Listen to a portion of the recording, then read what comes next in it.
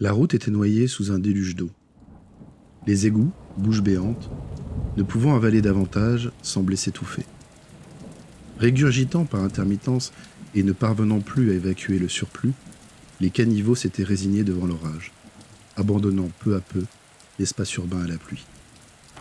Les ondées, sur l'impulsion des bourrasques, frappaient la vitre avant de l'engin tout-terrain, sans discontinuer.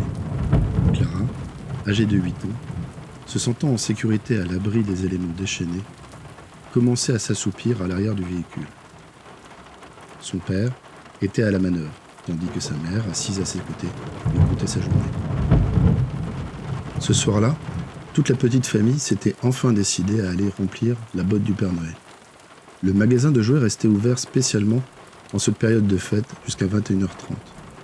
Nous sommes le jeudi, un jour de semaine comme les autres. Thierry est éreinté par une journée harassante. Son patron lui a encore augmenté ses chiffres pour le dernier trimestre. Thierry fait partie de la fine fleur du capitalisme. Il est de ceux qui rapportent de l'argent.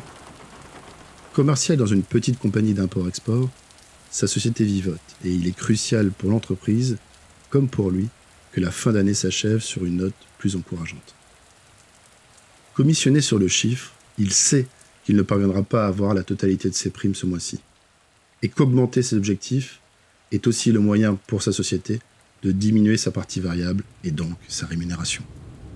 Qu'importe. Lucide, il sait ne pas avoir d'autre choix que d'accepter ce nouveau challenge, imposé par sa société, car il ne peut se permettre de rejoindre le rang des millions de sans-emploi. Avec une femme au foyer, encouragée à l'aide par une subvention médiocre et un enfant à charge, une famille a un prix. Après quelques protestations de circonstances, il a finalement consenti à revoir ses émoluments à la baisse, ou plutôt ses objectifs à la hausse. Cela dépend du point de vue. Au cadre supérieur, il lui fallait une voiture à sa dimension. Un peu comme si le moi devait rivaliser avec le surmoi, dans une tentative freudienne de réconcilier les aspirations utopiques et la réalité désenchantée. Bref, même si cette dernière avait été achetée à crédit, qu'il n'avait plus les moyens de rembourser les traites du véhicule, au volant de son 4x4, il avait effectivement fière allure. Heureuse idée que les cartes de fidélité et autres facilités de paiement. D'ailleurs, c'est bien avec l'une d'elles qu'il comptait faire plaisir au ciel une nouvelle fois.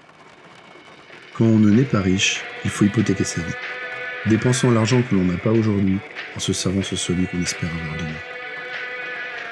Pour l'heure, dans son merveilleux engin, surplombant les autres véhicules, il se sentait sûr de lui et protégé du monde extérieur. Un œil sur la route, une oreille attentive aux doléances de son épouse, l'esprit quelque peu embrumé par les soucis du quotidien. Voilà comment on apprend à être multitâche lorsque le temps nous manque pour les accomplir. Sous la pluie battante, la visibilité devenait de plus en plus réduite. On n'y voyait pas à 1 mètre. Les essuie-glaces ramaient plus qu'ils n'essuyaient. Les vitres étaient immaculées d'eau, comme elles l'auraient été dans le tambour d'une lavomatique. Thierry roulait à vue, tentant de suivre les phares de l'automobile devant lui, seul repère visible dans cette bruine épaisse, se risquant ainsi à diminuer ses distances de sécurité. L'objet de son attention, sous l'effet de la pluie et des jeux de lumière, prenait de plus en plus la forme d'une étoile kaléidoscopique.